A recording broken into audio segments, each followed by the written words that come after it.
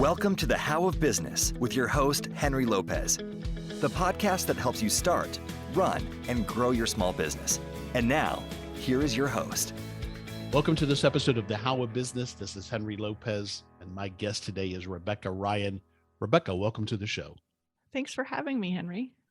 Looking forward to this interesting conversation. You know, as an entrepreneur, how can I possibly predict the future and anticipate and prepare for, possible impacts on my small business? Well, Rebecca Ryan is with me today to explain how, without a magical crystal ball, a method of how she helps her clients see what's coming. So to receive more information about the How of Business, including the links to the show notes page for this episode, and how to continue supporting my show and receive exclusive content and discounts through a Patreon membership, please visit thehowofbusiness.com. So Rebecca Ryan is a noted top 50 professional futurist, and we'll get her to explain what that is. What is a futurist? She's also an economist, a best-selling author, and an entrepreneur herself. And as the founder of Next Generation Consulting, she empowers organizations to create bold and ambitious futures, and it's plural, and I'll come back to that emphasis. Rebecca is a graduate of Drake University with a certificate in Strategic Foresight from the University of Houston, and she is on the executive committee of the Global Association of Professional Futurists. Rebecca lives in the Madison, Wisconsin area. Rebecca Ryan, welcome to the show. Thanks, Henry. Excited to have this conversation. You know, this is one of those that it can get really woo-woo fast, but that's not your approach. And so that's why I'm excited about it. You apply what I would refer to in layman's terms as a more scientific approach to thinking about what might be coming. But before we go there, interested in how the heck you became a futurist. You studied, if I got it right, international relations and economics in college, and then went into various jobs, as you say, over the next several years. Tell me about that early start and the beginnings of what you did after school. Yeah. So, when I graduated with my degrees in international relations and economics, I mean, this is kind of taking us back, but, this was the era of Madeleine Albright, being the first woman Secretary of State. And I thought about going into the CIA or the FBI. I was very interested in the CIA because I had played professional basketball and studied in Budapest, Hungary and Freiburg, Germany. And I thought, I could, be a global citizen. And then, as often happens, life has other plans. So I fell in love with somebody and thought I was going to get married. And so I came back to the States after working overseas for just a minute after college graduation. And then I proceeded to have 5 jobs in 4 years. I mean, Wow. It turns out I'm a terrible employee. Terrible. And why is that? Well, oh man, this hubris probably. I saw some things happening that I thought, this could be done better. And then in one job, I had taken the ideas that I thought could make not just my job, but other people's jobs, because we were all interdependent, like work differently. And I found out that the boss took that idea, put his own cover memo on my write-up, and sent it up to the president. And I didn't find this out until the president came to me and said, Tom has these ideas about how we could make some things better. You're going to be directly affected by this. What do you think? And I'm reading through this memo and I'm like, oh my God, John, like I wrote this memo, like this is my memo. And so, I had that as one of my first experiences, which just really put a sour taste in my mouth about how you share credit and take credit in a team environment. And then I had some really exciting jobs for the Iowa Department of Education and the Iowa Department of Economic Development, helping get students ready for future jobs. And that was really exciting. But then I had an opportunity to do some freelance work. And that was a revelation to me. I mean, this was like the late 1990s, before the word solopreneur was even, invented. And being a gig worker, who was a gig worker? Like my parents were so upset that they were like, why can't you just keep a job and work there for 35 years like your father did? And that just wasn't my bag. Yeah. And so this focus on the future, and as we call it, a futurist, where did that evolve from? Yeah. So when I started my business 25 years ago, I called it Next Generation Consulting because I was focused on helping current managers and leaders understand the next generation of workers. So I at the see. time, managers and leaders were baby boomers, and the next generation of workers were Gen Xers. Mhm. And so that's how I started. And it wasn't until the Great Recession of 2008, 2009. I mean, I'd had a pretty long run by that time doing the generational thing. But during the recession, I found out that there is this professional field called foresight. And this was a revelation to me. It was like the heavens opened and the angels sang, ah. It was like I found my people, because what futurists do is what I had been doing without a term, but it was like tracking trends and figuring out what the future was likely going to be and how we could be ready for the future. Yeah. So I went back to school and got my certificate in strategic foresight at the University of Houston, and that's where, that's what I continue to do now.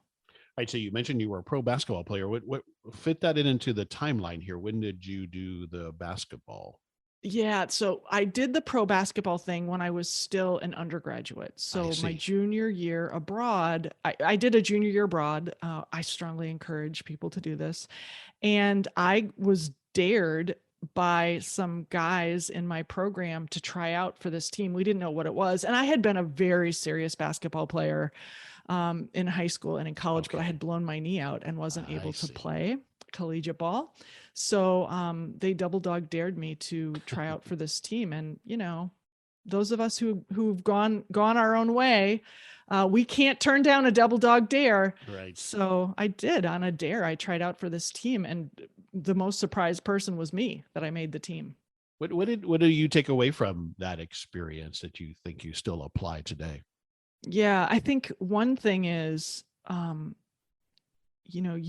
you need to put in the practice to get to the game. I mean, there are just, all of us have a craft that we work on. Recently, I watched the Naomi, Osaka documentary on Netflix, Hmm. and she and Kobe Bryant were friends, before he died unexpectedly and early. And the thing Kobe always told Naomi was, focus on your craft, focus on your craft. Like, you get to have this platform because you're great at your craft. And that is true. I mean, it was true for me playing professional basketball, and it is true for me as an entrepreneur. Yeah. It's great to hear you nodding, because I think those of us who have made it, 25 years is not nothing. We have made it because we pull our boots on every day and we show up like the professionals we want to be someday. Yeah. And it's about the craft. Yeah. I mean, the reason I was reacting to it is I think in business, then we have to be students of business as Mhm. well as whatever particular industry we are in. Right. And for me, with podcasting, that's the way I look at it is I need to be a student of this craft so that I can get better at it. Otherwise, what am I doing? Right. Exactly. Yeah. Yeah. Okay. So you've been an owner now. You said, when did you start the business? How long ago was it? So what is 2022 minus 25? 1997. A long time ago. You've been a business owner for a while. Would you say it does for you now to be your own boss? What How does it does do it for me? serve you? How does it Yeah. provide for you? What is it that it satisfies for you? Well, the top thing is making a difference for future generations. So I'm I don't know why, but But you could do that working for somebody else, couldn't you? there aren't that many working futurists in the I see. United States. I see. There are more now since the pandemic, but the America had futurists like throughout the White House and the U.S. Congress between FDR and Carter. But in 1981, we just stopped using futurists at the federal level. And so I feel like Foresight really lost some high level champions who were doing it at a very high professional level. And I think we've sort of been in a bit of a trough in terms of the number of people who professionally work in this field. But now I think it's back on the rise. Like Asia right now is exploding. For example, a senator in the Philippines allocated millions of dollars to developing their foresight competency, and many of the colleges and universities have stood up new programs in foresight, and they are all full and have wait lists. So I think we're kind of having a second spring in foresight right now. But to your question, yeah, now in my business, I get to wake up helping clients design better futures for kids that I'll probably never meet. And that's very motivating for me. The other thing, kind of back to your point about the two crafts that we have to practice in business, we have to be really good at running our business, and we have to be good at the craft that makes our business possible. I get so much satisfaction from helping up and comers develop their sea legs for foresight. It's one of the great delights of my life right now. And I think it's probably my life stage. I just turned 50. And it's feeling also like I have a contribution to make. Like I've put in my time. I think I know how to do this now. Yeah. And in part, it's because certainly from a business owner perspective, the better I get at this, the better we all are, because the more effective my business is, the better I contribute to the economy and to our society and the world at large. Yeah, there is something much bigger than the work itself at play. And when you're running your own ship, I mean, the good news is that's up to you to determine what that is. And the bad news is that's up to you to determine what that is. Yeah. Okay, let's dive into it some more. So define for me a little bit more about what a professional futurist does. What is it that you do? Yeah. So, first of all, the term professional futurist really means something. The Association of Professional Futurists is a global association that certifies people as professional futurists. So behind my name, I have APF, Association of Professional Futurists. So anybody can call themselves a futurist, and many people do. Yeah. But professional futurists, much like certified public accountants, or people who've passed the bar exam and practice law, or people who've gone to cosmetology school and know how to cut hair, in a safe way, there is a certification process to being a professional futurist. So that's kind of part one. But the bigger headline that I think your audience probably wants to hear is, what do you actually do? Right. And so, a week in the life for me is paying attention.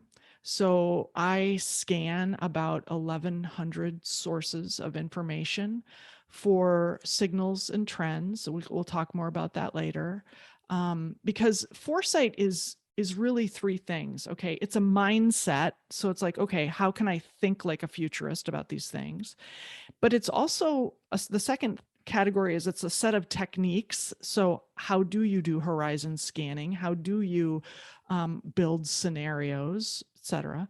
And the third thing in our practice is foresight is also a process. We have a 4-phase process that we take clients through. So, a week for me is, like I said, doing some scanning, and I do that by myself, but then I meet with a team of other futurists and people who are foresight minded. In fact, it's going to happen in a couple hours after we're done here. We meet for 1 hour. There are about 14 people invited, and maybe 7 of us show up on any given week. And we each come with one signal of the future that we've discovered since the last time we were together. We all contribute that signal, and then we take turns talking about how that signal might be related to other things we're seeing. And so we call it our signals and sense making panel. So that is like the most important hour of my week. Every week is that hour with that group. And then I work a lot with clients on, whatever phase of our process they're in, helping them think more imaginatively, helping them learn some of the techniques of how they can think more like futurists. And, end to end, it's astonishing to see somebody go through this process, because they come out on the other side, number one, saying, I'm never going to plan the same way again. Their minds are so opened. But the other thing is they feel like they're in on a secret. They're like, ooh, this is a competitive advantage for my firm, or for, what I've got cooking. Yeah. Just making a note here. Great insights. The other thing that I found that you speak to in doing the research, which was a good learning opportunity for me, is I would have assumed that what you do is to predict one future, but in fact, what you do in this process is to predict futures with an S. So speak to that for a moment, because I think that's such a critical component here. Henry, I'm so glad you picked up on that, because I think that too is the difference between being a futurist and being a professional futurist. Because professional futurists don't predict a single future. They help clients imagine multiple plausible futures, because we all know that there's not one single future. There are so many variables and so many dependencies and interdependencies.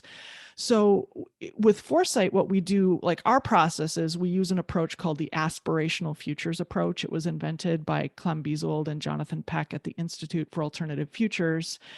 And our approach is we help clients imagine 4 futures. And again, none of these is going to be the future, but when you look across the diaspora of the 4 futures, you get a pretty good sense of what you need to be prepared for. And so let me just run through the 4 futures. The first future is the business as usual future. So this is kind of the, we call it the expectable future. Like if my company or if my community just kind of continues to do the same things it's always done, and we know what the expected disruptions are, or, trends are, where do we think we're going to be at the end of the time period we've agreed to? So many of our clients will use a 10-year or a 20-year time frame as their horizon. So what is the expectable future within that time horizon? And then we ask them to go a little dark, a little Eeyore, a little prepper, a little sad trombone. And we say, all right, what about a challenging future? What if you made some of the wrong bets at the wrong time? What if you didn't end some of the things you should end? What if you made 1 or 2 bad hires? What if we had another economic recession or another pandemic or some other disruption that's beyond your control? Where would you be in the time horizon in the challenging future? And that scenario should come with like a Xanax or a shot of bourbon, because that's a pretty sad scenario to consider. But we think it's important to look at the sort of the lower limit of the plausible future. And then we do 2 futures. So this would be futures number 3 and future number 4 that are aspirational or visionary. And it's commonly people are like, why are we doing 2 visionary futures? Why aren't we just doing 1? Like, we've only done 1 challenging future. Why aren't we doing 1 aspirational future? And there are 2 reasons for it. One is, if you present a client with 3 scenarios, a really bad one, a really great one, and a middle of the road one, guess which one they pick? We take the middle always. Exactly. They just naturally want to go towards the middle. Well, that's not that useful, right? I mean, we should be thinking about a wide aperture of options. The other reason we do 2 aspirational futures is when you ask people, do you think the future is going to be better than today or worse than today? Guess what the majority of Americans at least say? Well, that's an interesting question, because I think it depends on who you're asking. I think if you ask most entrepreneurs, we tend to be optimistic. But maybe the mood of the country might be pessimistic, depending on what's going on with the economy or whatever, so, the pandemic and so forth. So I don't know how to answer that. Yeah. So the last research I saw was that the largest clump, it was only 43%, but it was the largest group of Americans when asked, will the future be worse or better? 43% said, oh, it'll be worse. Interesting. But you're right. We, entrepreneurs and people with side hustles that really light them up and whatnot, we are optimistic. I mean, there's a reason we step out into the void of the unknown. But the reason we do 2 aspirational futures is to help people who might be naturally prone to thinking that the future is going to be terrible. We give them 2 options for how we just try to beat them with numbers, give them 2 options for how it could be better. And so tell me a little bit about those options. Is it that number 4 is, best case scenario? Like sometimes when I do analysis, I'll do a worst case scenario, a likely, and a best case scenario. Is that what we're talking about here in this graduation between 3 and 4? Yeah. Oh, first of all, I love that you're already doing this with your clients. That's brilliant. The difference for us generally is this. Many of our clients are either in the public sector or work adjacent to the public sector. So the public sector would be like the city of Las Vegas, right, as a client. And the public sector adjacent might be the engineering company that's helping them manage their wastewater and their energy, right? So generally what we do with those aspirational scenarios is we have one of the aspirational scenarios be a bottom up or like a grassroots driven aspirational scenarios where like citizens help drive the change. And the second aspirational future, we say, okay, what if the regulatory environment or, the things that are beyond your control, what if that was really the seed for these aspirational futures? So we give them two sort of on-ramps to what those aspirational futures could be. Mm-hmm.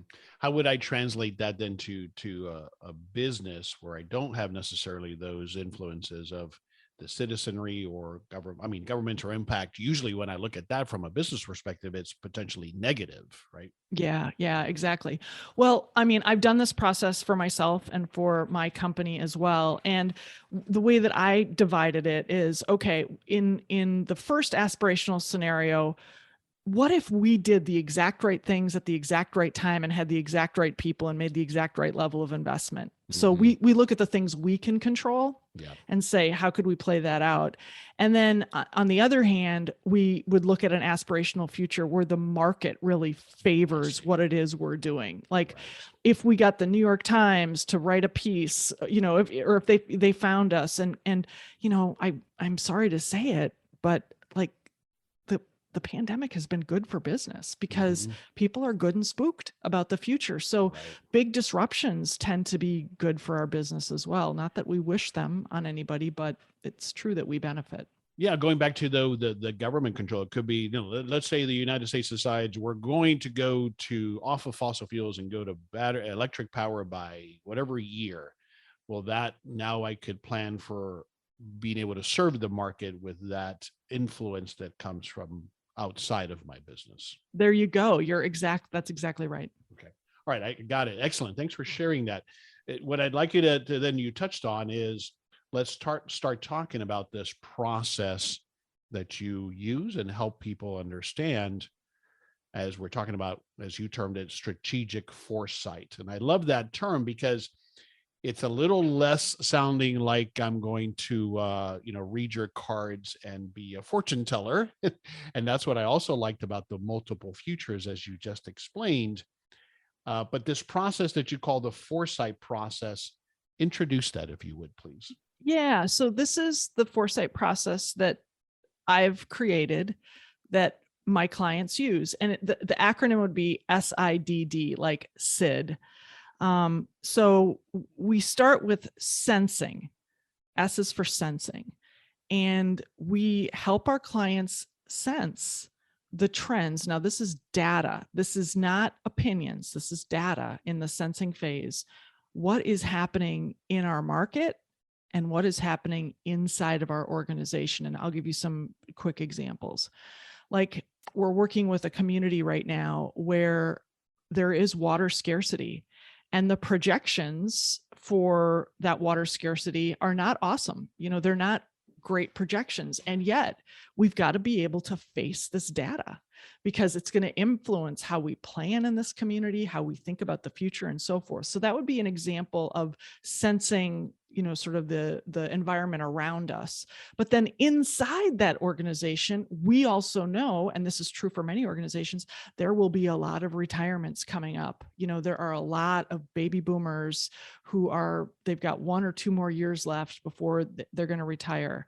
And so that is something that we have to account for in this sensing phase as well. So what's happening outside in the market that I'm trying to serve, but then also what's happening inside. So for listeners of this podcast, like if you're a solopreneur, like if you're a one-person shop, one of the things you should be thinking about is like, how's your health? Is it improving? Is it not improving? How much more do you want to work in the future? Do you want to work more? Do you want to work less? Are you going to add staff? Are you going to scale back staff? Are you going to keep the staff the same? Those are the sort of internal questions you want to ask yourself about your own trends. Then the next phase starts with an I, and it's for imagining. And if your listeners just want to rewind a few minutes and listen to the 4 scenarios, Right. that's what we do in the imagining phase. We imagine these 4 scenarios. What could happen based on the trends, the data that we looked at in the previous part of the cycle.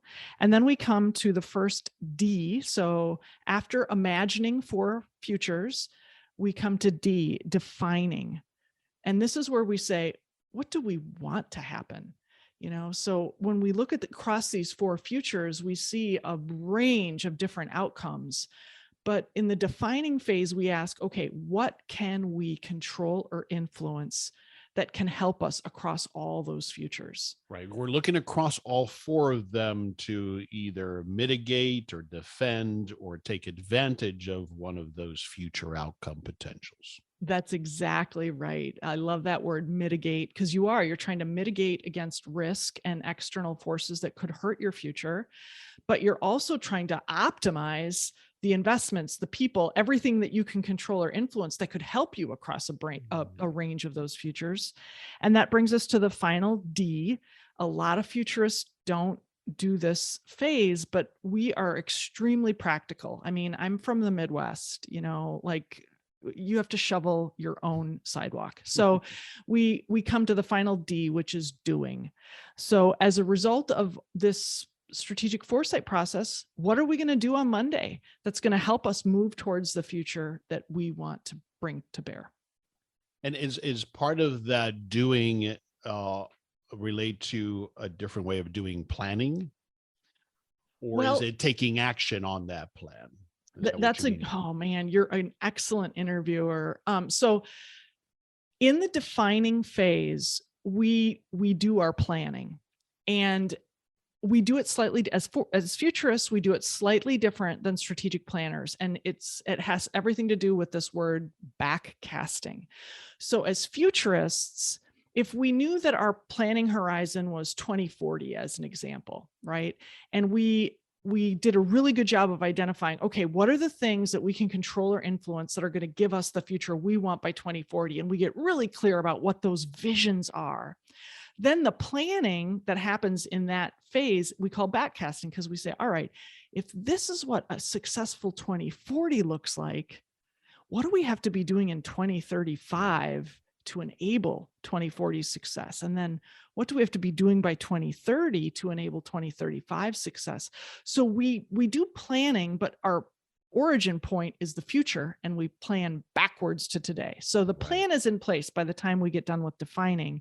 So then doing is a matter of the plan is done, but now we've got to find a way to work on the future, even while we're juggling all of our current, our current activities and so forth. So we can use a process like strategic doing, which it requires no money and no permission. Just a couple people have to get together and say, all right, what could we create that would help us, get the future that we've envisioned and that we're planning for? Another option, the Covey, the Stephen Covey group has put out the 4DX model, the 4 disciplines of execution. That's another model that some of our clients use to start taking action on the future. Mm-hmm. As I'm thinking about it, Rebecca, from a small business perspective, a couple things. One of them you triggered by what you said you have coming up this afternoon. And then on this point, it's got to be something that now, in addition to the day-to-day operations and running the business and putting out the fires, that I allocate some time to begin doing on this plan. But I also can see where we can start as small business owners, and maybe some of you already do this, to have these conversations with other business owners, to collaborate like you guys do, and thinking about this signal that we're seeing and this plan that we have. How are you addressing this? Because these are longer term issues. So from a competitive perspective, maybe there isn't as much limitation there. So that's something that comes to my head. Yeah, I think that's an excellent point. I mean, in the same way that some of us have mastermind groups for our business, exactly. right? this could be the first 10 minutes of every mastermind meeting, is to say, is anybody noticing any signals? I do this with my ecosystem of like partners and subcontractors. When we get on the horn to talk about whatever project we're working on, I'll just be like, hey, what are you noticing in your world right now that's a little bit new or different? And then I share back and forth. And it is astonishing, like how things line up. Like, my graphic designer, for example, who works a lot in the outdoor retail industry, he'll notice that all of a sudden he's starting to get a lot more branding work. And I'm like, oh my God, we're starting to get a lot more calls about doing strategic planning. It's like, the cork's been let out of the bottle, and now everybody's anxious to kind of get back to some of these projects that they've been putting on the back burner. So it's really a useful, lightweight thing that you can do, is like, hey, what are you noticing in your world? Yeah, great point. Let's talk about noticing, because I think that's such a critical component. And I think that I have been good at that because I've always been a curious person. And I think most entrepreneurs lean that way. But tell me a little bit more about how I put this into practice. For me, besides the obvious of, what is the market doing? What are my customers telling me? And that is a key component, right? As business owners, we got to stay as close to the customer as possible so that we can hear what they're telling us, so we can notice how they're responding. But broader than that, I always approached it. I always give the example. I grew up going to Disney World and noticing things, the little details and why and how people respond to it. Are those the kinds of things that I can continue to be focused on as a small business owner on this point of noticing? Or is Yes. it broader than that, or am I missing it? No. I think you're hitting it on the head. I'm just thinking about our listeners, and I'm thinking about my own entrepreneurial journey. And I think we're best at noticing when we're just starting out, or when we're shifting gears, because we are trying to get our timing right and get our pitch right and figure out who our customers are. And so we are, it's like, it's in our interest to pay very close attention to these things. And then if you're good, you start to get busy. And then pretty soon all that noise blocks everything out, right? Because I'm heads down now. That's exactly right. So you're head up when you're getting started or you're trying to launch something new, and then you get head down because of the curse of success. Like, oh, guess what? You're successful. Now everybody wants you to do that thing. And so this has certainly been true for me. There were times in my business where I've been very good at noticing. And then there were times in my business I was not good at noticing, and I suffered as a result of it. So I think the master move here is to, number one, recognize where you're at in that cycle.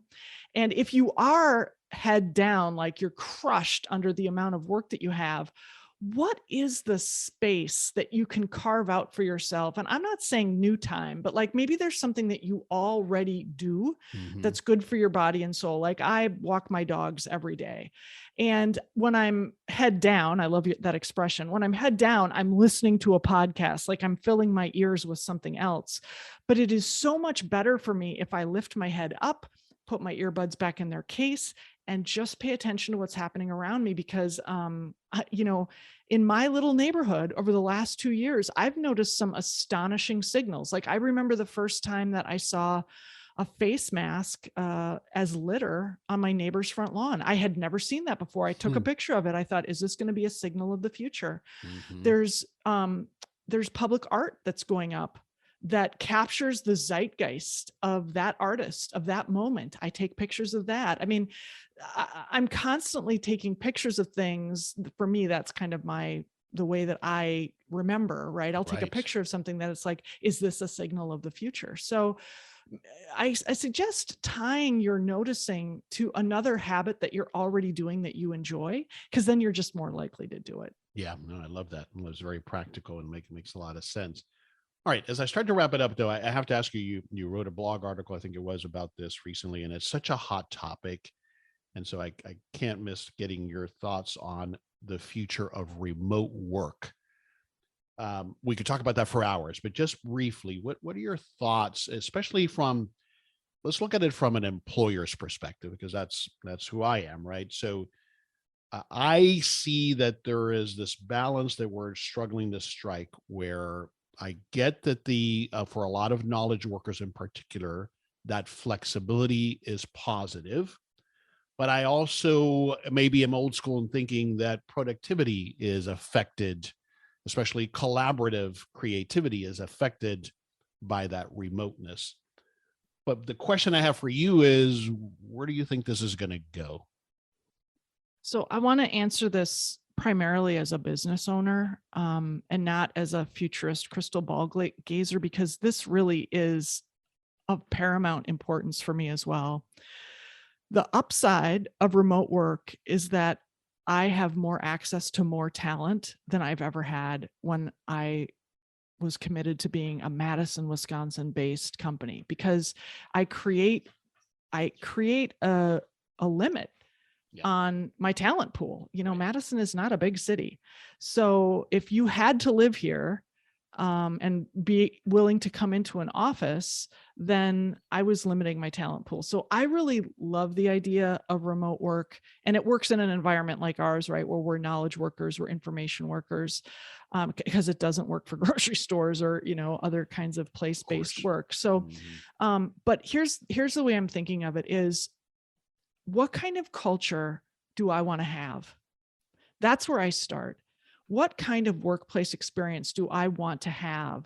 And what matters to my people?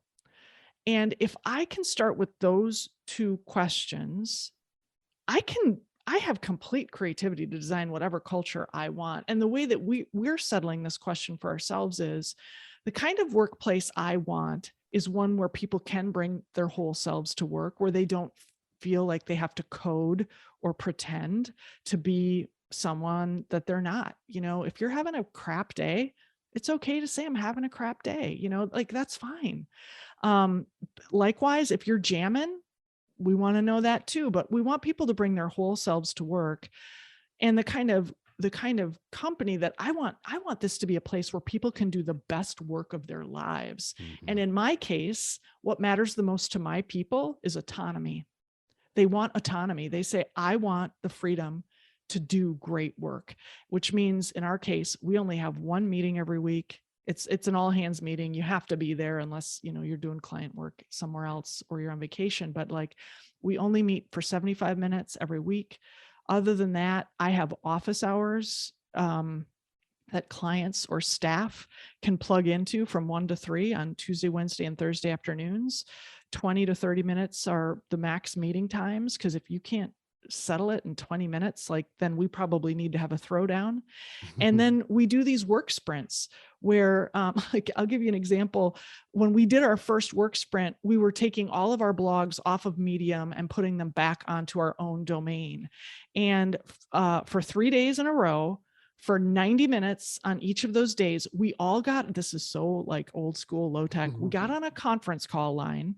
So we were only audio with each other.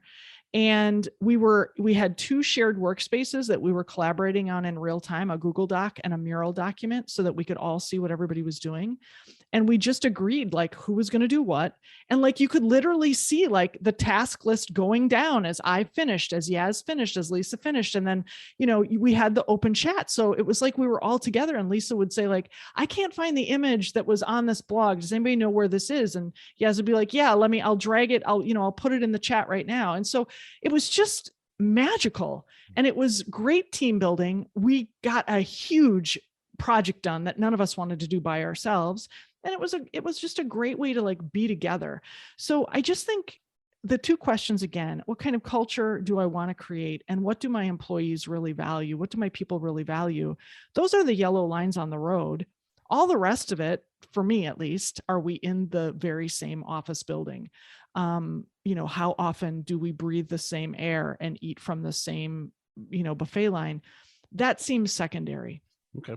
Excellent. Very good. Thanks for that insight and that perspective. In your, just one follow-up question, in your organization, then, how often do you get together in person, everybody who can, or yeah, the plan is, the plan is when it's safe for everybody, we'll be together twice a year.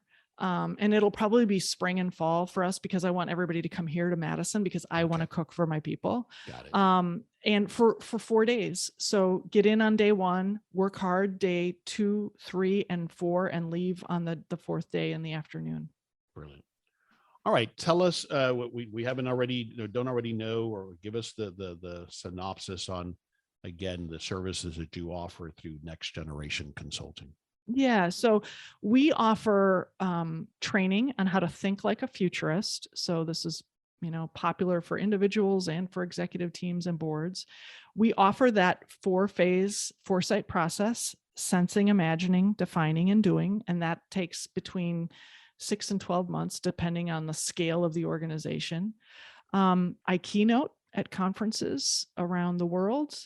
And we have advisory services. So if people want, like, I just need 90 minutes of your time, I want to run something by you, we'll do that as well.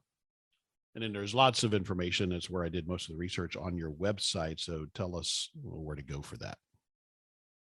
RebeccaRyan.com. And Rebecca is spelled Rebecca. Ryan, like the boy's name, RYAN.com. Excellent. All right, I'm always looking for a book recommendation. You've written a couple of books that we haven't spoken to specifically, but they are Regeneration, a manifesto for America's next leaders. And Rebecca also wrote the book Live First, Work Second. In addition to those books, is there a book that comes to mind that you would recommend?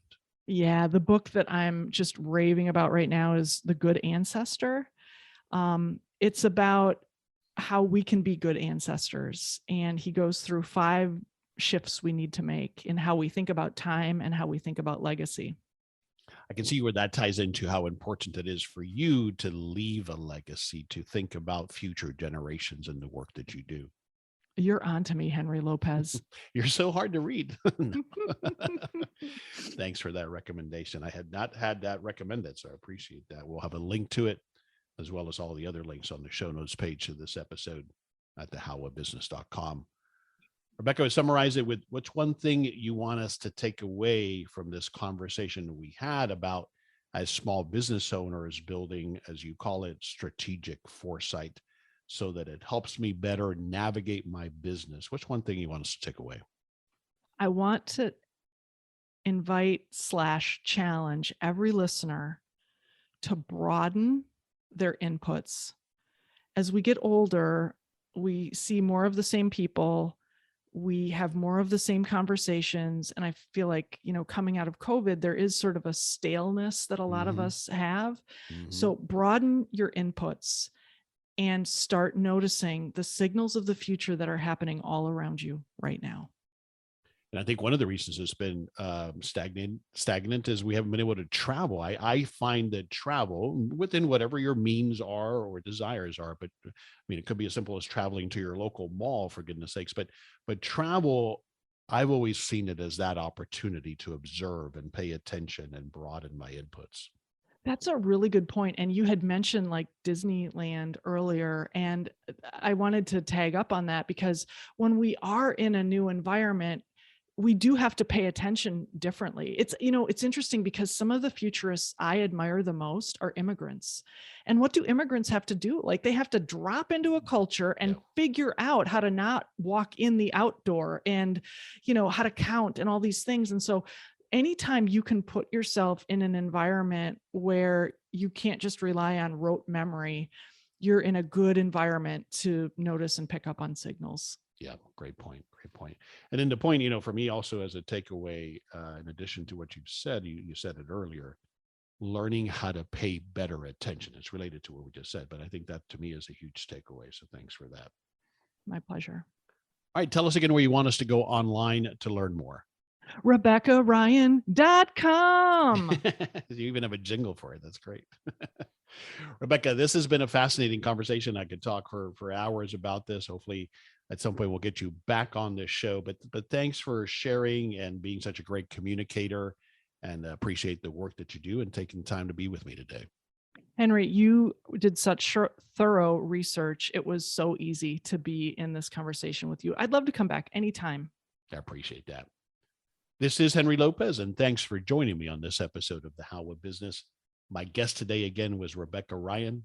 I release new episodes every Monday morning, and you can find the show anywhere you listen to podcasts, including Apple Podcasts, Google Podcasts, Spotify, or at my website, thehowofbusiness.com. Thanks for listening. Thank you for listening to The How of Business.